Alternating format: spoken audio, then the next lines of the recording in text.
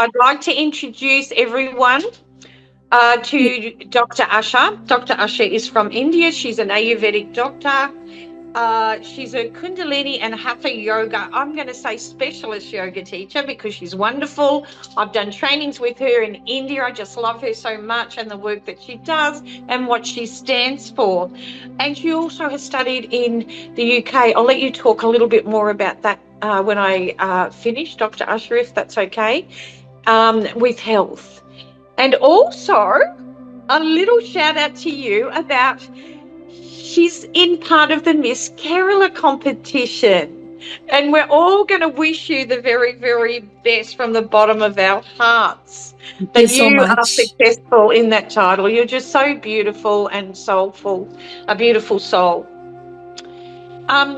So for those of you who don't know me, my name is Kerry Clancy. I work here in Bali at the Yoga Barn as a meditation teacher and a healer, and I do many modalities of healing, including energy shifting, helping people with trauma, childhood trauma, and moving those stale stuck energy that are connected to our emotions.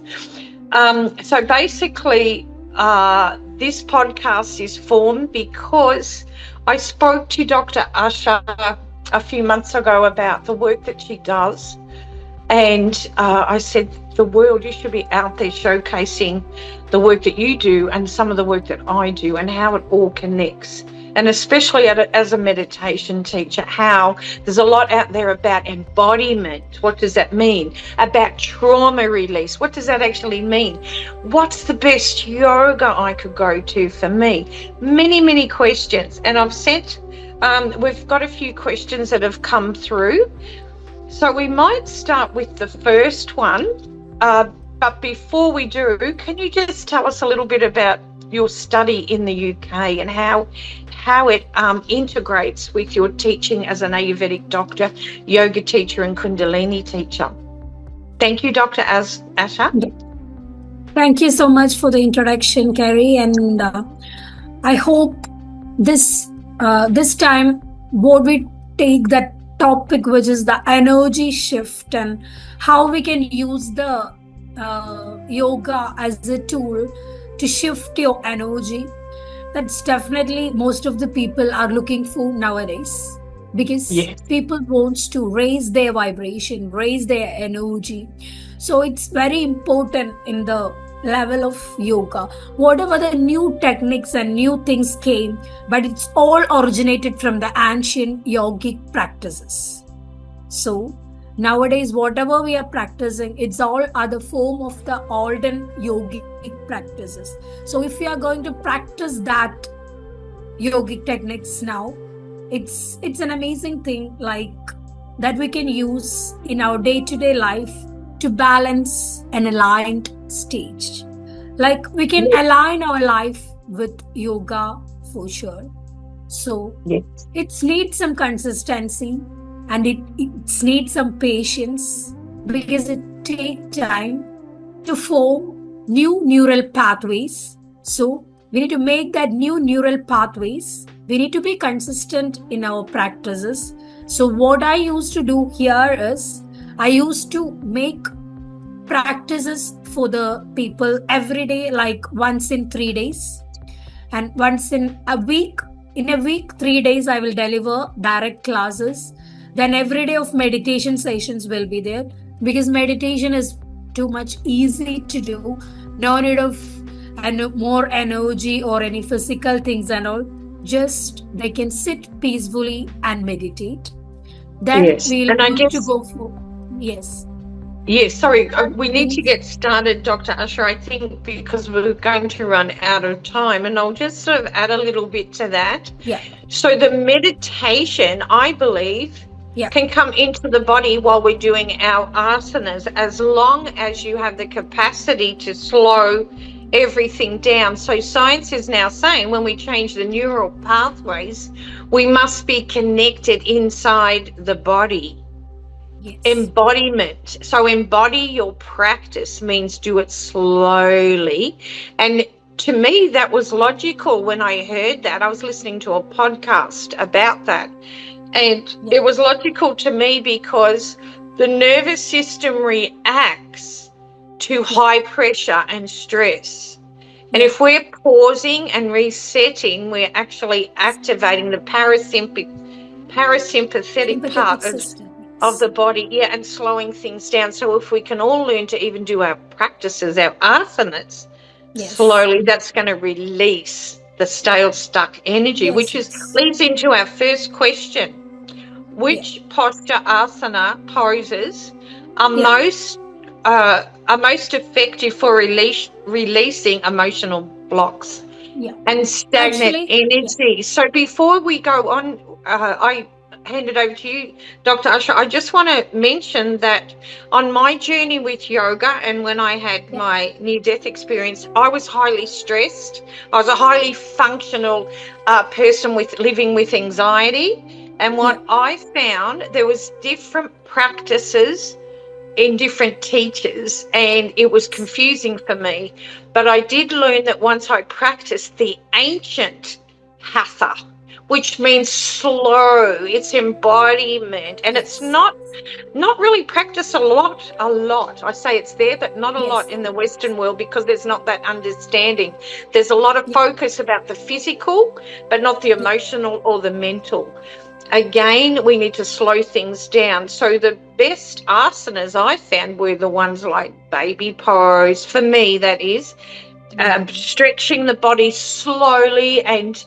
allowing my body to do what it needs to do and feel it. So the feeling of Yeah. I feel good, or now I Yes. feel relaxed, I feel my body coming into a state of calm and Yes. softness. That was really big for me. So can you please add to that, Dr. Yeah. Asha? Yeah. Actually, yoga is very slow practices. Sthiram Sukham Asanam, we'll say. Sthiram is the word for steadiness, and Sukha is the word which gives pleasure. So that Can is we called. stay away? Sorry, can we just not mention the Sanskrit? People don't know that language. A lot of people Oh, don't. So yes. can we Okay. just go keep it simple? All Yeah, right. that would be Yeah. great. Thanks, Dr. Yeah. Asha. Yeah. Yeah. Actually, what she said is right. We can breathe two type. We can breathe without any feeling, like we can take breathe with the feeling, like, so it makes the difference. And usually for the hatha yoga practices, we say sun salutation, which is one of the best thing to release the emotional stuck, emotional blocks and all. So every day of So sun salutation. some people might not know what a sun salutation is. Yes. So Actually, what, yeah. Sun salutation is a 12-step process. It's a series of asanas. Asanas, you may know, the postures. We make 12 postures in a sequence. So, which yeah, is to, sequence. yeah, in a sequence. And it's Mm, important, like we used to worship the Lord Sun doing that. yeah, Because yeah. morning, the sun represents the light which spreads in our life. And we Yeah. all want that. We all want to Yes. be the light worker or connect with the light. What is that? Such a beautiful practice. Yeah. Yes. So, and And we chant as well. is Yeah. there any shift Yeah. if we do it slowly, our sun salutations, or if we do them really fast? I get conflicting Yes. information in yoga classes. So if you could Yes. We have enlighten us a loosening. little bit about that. Yeah, we have loosening exercises. Before that, everything, whatever we do, we can do the loosening exercise as a first, just for the warming up our body. Yeah. Yeah. And it also balances this feminine and masculine energy in our body. Yeah, Because with we this with have, Shiva Shakti. Yeah. yes, that's it. We have Yeah. two, we'll say right parts, it represents the sun, and left, Yeah. it represents the moon. The moon. So we need to Yeah. balance that Beautiful. energy in our body. So Yeah. this sukshma, we'll say loosening exercise. Loosening exercises balances the sun and moon energy, feminine and masculine energy in our body. Then we start the yoga practices like we do pranayama. That's definitely release your energy which is stuck inside your body. And then we will do the asanas, what I said, the postures, the sequence of postures we will do. Then we chant. We chant some, even the in between the sun salutation, like we have the synonyms of sun, like Mitraya Namah. I'll just say one simple example for sun salutation. Like we'll breathe in and we'll breathe out like Om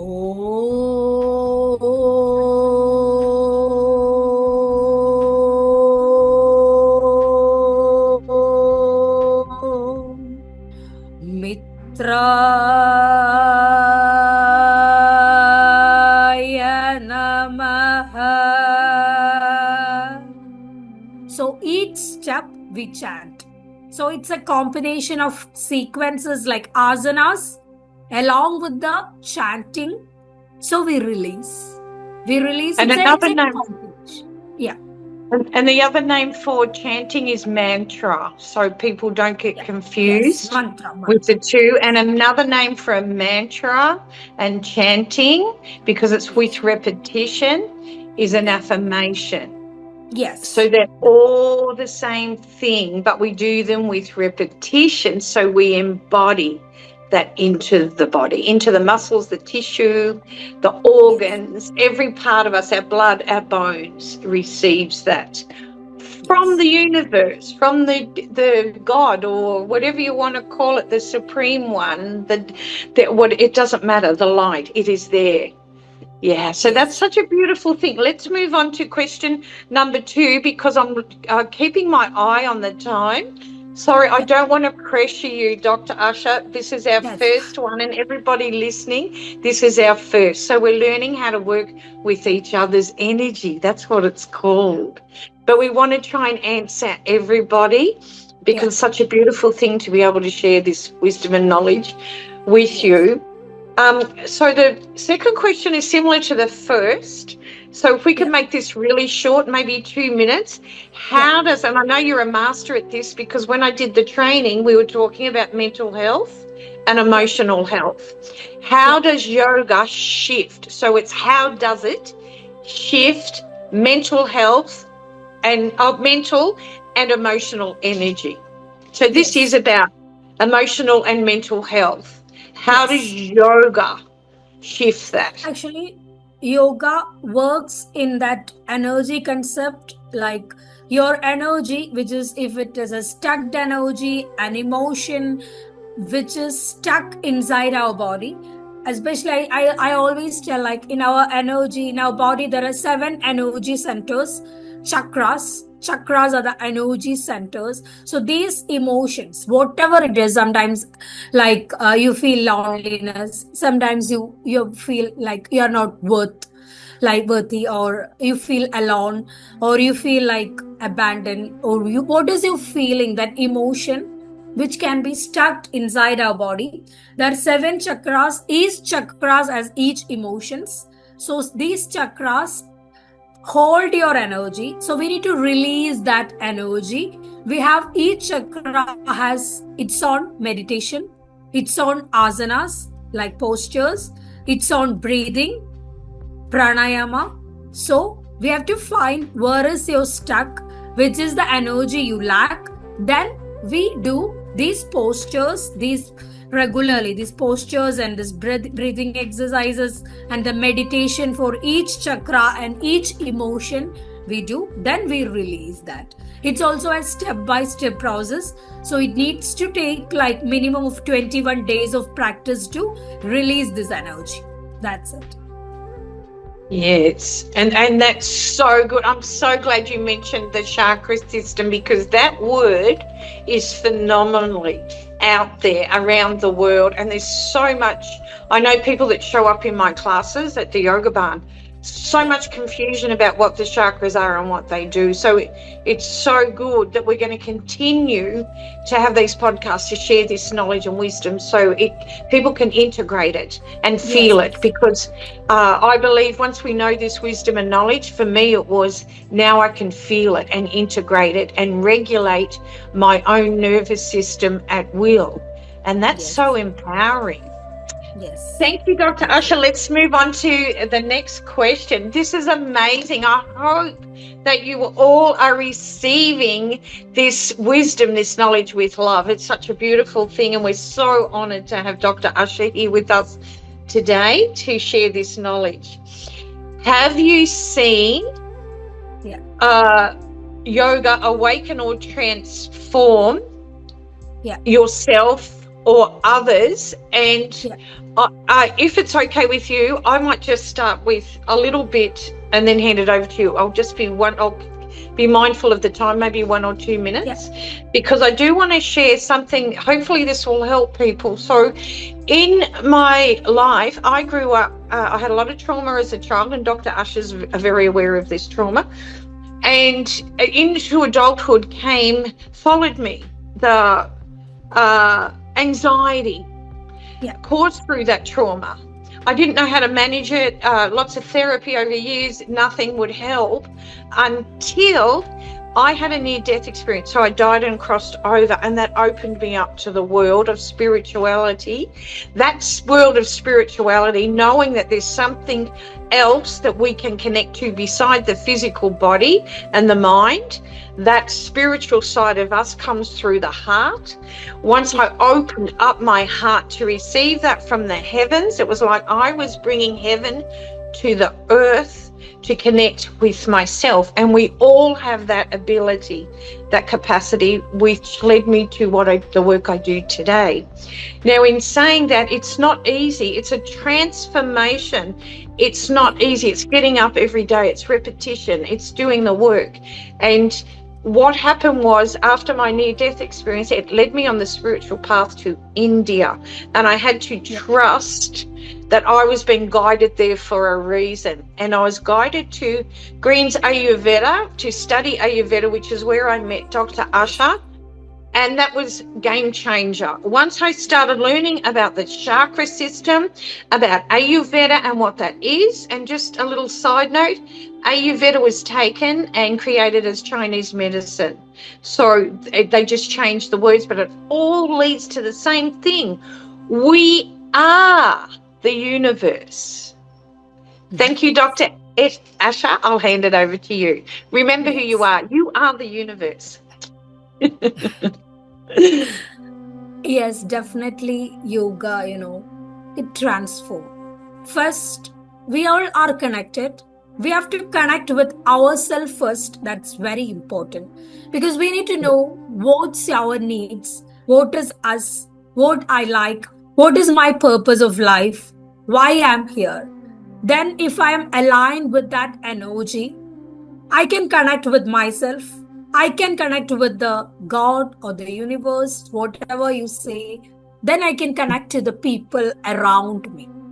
That's what Yeah. make us like connected to each other. We all are one. The energy which is coming from the universe, it has no partiality. It has given everyone the same. But how we use that energy is important. This Carrie said, like, yes, definitely cleansing is important. We need to heal first, then only we can shift our energy. If our energy is raised, that energy can break, energy can shift to others. I can spread my energy to the people who is listening me or he's practicing with me because my energy is more than them. Then only my words can connect with them. So that's too much important. So each yogi, each teacher who's teaching or who is taking that responsibility of teaching, she need to raise their energy with their own practices because everyone's, we don't know which one is working out for you. Some people it may be sound healing. Some people it may be yogic healing. Some people it may be breath workout. Some people it may be only the meditation that's enough for them. So which one is your choice? You need to take it out because meditation is easy to do everyone because it doesn't need that physical energy just to sit, be in a calm mood, and that is not to stop your thinking. It's just to align that thought process in a positive way. That's meditation. It is not to stop your overthinking. It's just to change your thought pattern. Which is your thought pattern? You need to find it out. Which is your thought pattern? Because that is what the first step of transformation. If you want to transform your life, like I'm also a person who had a lot of stress, anxiety in my life, because I say, if I'm standing here and if I'm talking to you, if I'm doing my pageants, if I'm doing my modeling, if I'm doing my dancing, all things which is coming from that energy which is I raised from myself within. Because I believe once you change, the whole world will change for you. Because that much powerful is the energy which is inside of us. So we need to shift. If that shift need to be happen, you need to be disciplined and you need to practice with that essence of life. I'll say essence of life. Yeah. Yes. That's such a beautiful explanation, and the way you articulated that, because I think for many of us, we are embodied or engrounded in our thoughts, our thought patterns, our subconscious, and we're letting that drive our life, which is connected to our emotions. Those thoughts are connected to our emotions, which are connected to our feelings, which are connected to our actions, our reactions, and how we react in life. So I think the way you just said that was so beautiful about how we need to look at that and how we are and how we need to, it's like healing the self within before we go out every morning, and that is using our meditation practice to get ourselves into a state of love and calmness and inner peace. And we become the observer then of the thought. So we're not attaching to that thought, we're attaching to our heart, because the heart is and this is science, this is neuroscience, the heart is the gateway to the soul, to the spirit. If we open up, if we learn to breathe into the heart and open up to that, it is a game changer. It's like, oh my God, what am I feeling? I'm feeling this inner peace, this softness, this calmness within me. You take that out to the world, and if you get shaken up, I think then you come home or go somewhere quiet. It only takes a couple of minutes, because once we master the practice, we can shift the energy back into that state of calmness and peace. And I have learnt to do that. Even I started with, even when I go, if I have a heavy meeting at work, not now, but back then, it was like, where can I go? I can't escape. I'm in this room with all these people and my anxiety's coming. It's almost through the roof. What am I going to do? And then I learned, excuse myself from the environment. I just need to go to the bathroom, and I just bought myself 3 or 4 minutes to be with me and bring myself back. And I teach that now. And like, we just need to think, how can I remove myself from that and come back to it? And when we come back, we can always change the dynamics of the environment and bring it in, bring that, our energy, our beautiful, good energy back, and change the environment of, for example, the meeting. Yes. Even by telling your boss, I love your tie you're wearing today. Or if your boss is female, your hair looks great. That colour looks great on you. Or find something. Don't be pretentious. Be authentic and find something nice about them and offer them kindness, because that'll get you back to gratitude and feeling your heart. Such a beautiful thing. Yeah, and we've got a couple of minutes left, Dr. Arsha. So I'd like to give you maybe 5 minutes now, and then the last 2 minutes we can just close, if that's okay with you. So I'll hand it over to you, and if you could think about the question so far that was asked, and our apologies to those who we didn't have a chance to get to today. We only have 40 minutes on this call, and we're trying to help get to everyone. We appreciate you, we love you, and thank you. So grateful to have your questions coming in. So please send us more. This information, this knowledge, this wisdom needs to be out there. If you could send your questions in, it doesn't matter when, and Dr. Arsha and I will work out another time to get together and organise another one. This is our first, so we're learning from this one. If you could give us feedback as well, we would love to hear from you. I'll hand it over to Dr. Arsha. Thank you, Dr. Arsha. Yeah, it's I think Lori is asking for a meditation session. So let's go for it. Is it, Kerry? Yes. Yes, definitely. We Are you going to lead the meditation? That would be great. Yes. So okay. I think we can do a very simple meditation, because there is a preparation for meditation. So don't jump into the meditation first. So you can sit straight and make sure that your spine is straight. You can just open your hands and keep it on the lap keep it on your lap. And you can close your eyes and breathe in through the nose and breathe out through the mouth with this sound.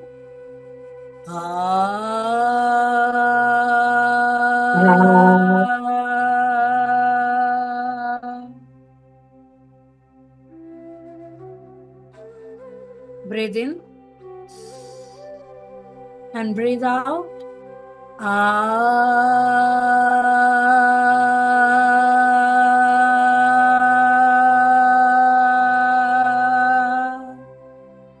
Breathe in and breathe out.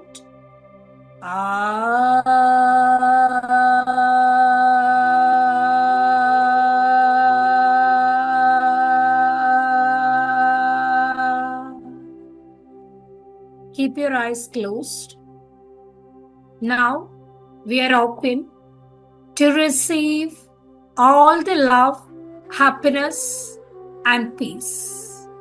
Now we are open to receive love, happiness, and peace. Now you can keep one of your hands on your chest and other hand on your belly. Now I'm going to breathe out very fast. Breathe out.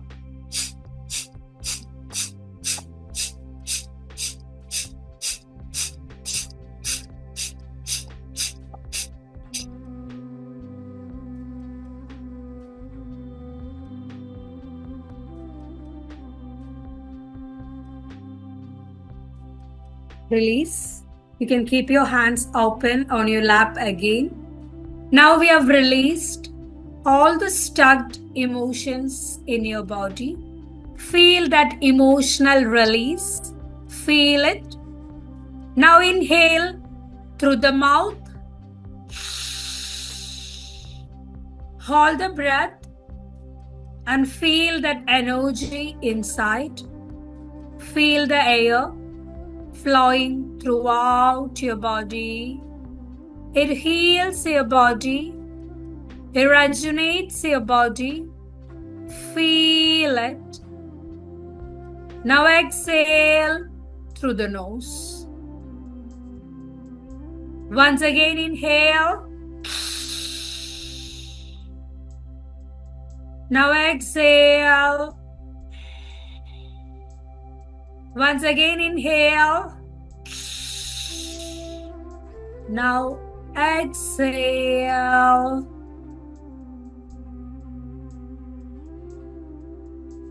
Keep your eyes closed. Feel that energy inside.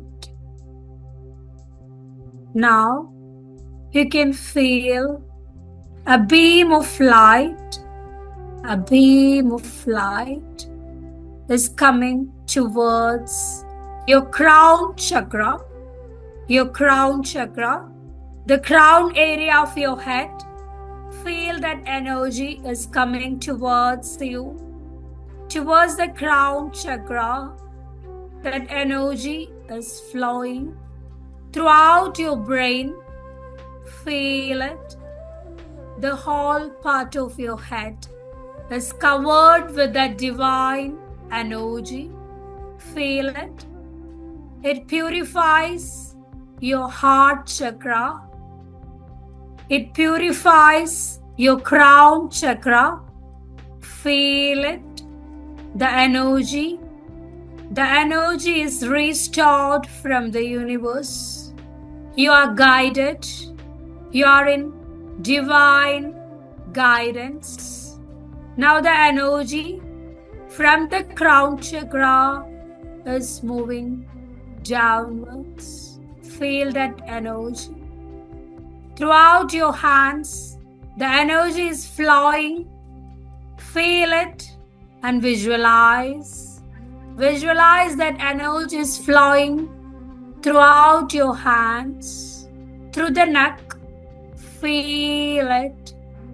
Now the energy is purifying your throat chakra and your face.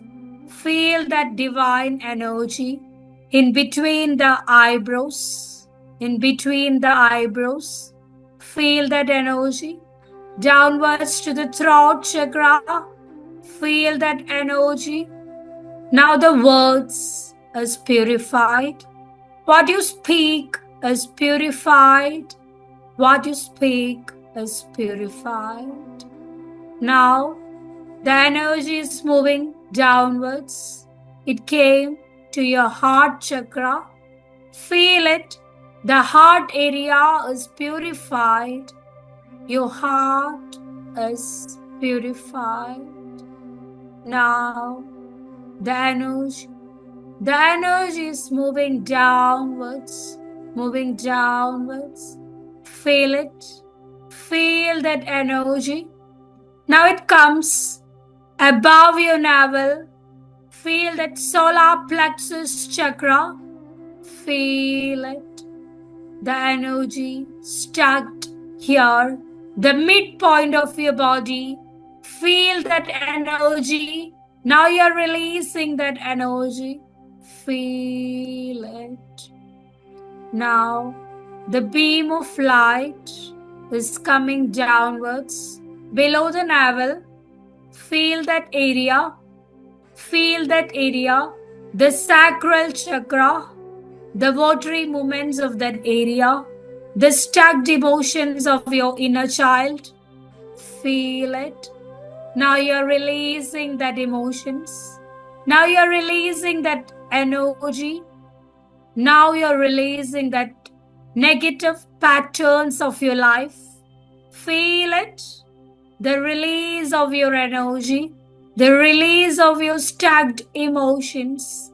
The release of your negative patterns. Feel it. Now the energy, the beam of light is coming towards down, back of your spine, the end part of your spine, your tailbone. Feel it. The perineal region. Feel it. The energy is coming towards your perineal region. This is the area where your Kundalini energy is situated. This energy is coming down, down, down. Now we are connected to the Mother Earth. The energy from the crown chakra flows down, down, down, down. Now it reaches to the earth. Our body is a conductor. We are just conducting the energy. We are just releasing. We are just releasing. Now it's a pathway. Now it's a highway. Our energy is flowing easy and effortlessly to the Mother Earth. From the universe, we release. We receive. We release to the Mother Earth all our negative patterns, all our negative energy. We release. Now we are open. Now We are open. Now we are open. Hi everyone, and thank you so much for coming on to the podcast with Dr. Arsha and I. Sorry we got cut off, so we're adding this on. What I wanted to mention was thank you again so very much for your questions. Such a beautiful way to embrace and connect with you, and also bring on Dr. Arsha. We're planning on doing these frequently, so if you have more questions, please send them in. Also, your questions can be sent to Meditation Magazine, sent to me, and I'll be publishing these questions and answers in Meditation Magazine. You can also click on the link below and subscribe or follow them. They're a beautiful magazine and Kevin, hello Kevin. Kevin actually is the founder of Meditation Magazine in New York. Such a beautiful magazine, and it's all about spirituality, yoga, meditation, and how we can evolve more. And he also brings on a lot of speakers, talks to them, and then he publishes what they talk about. He also has podcasts as well that you can tune into. Would love to hear from you. Thank you so much again. Have a beautiful day. Namaste.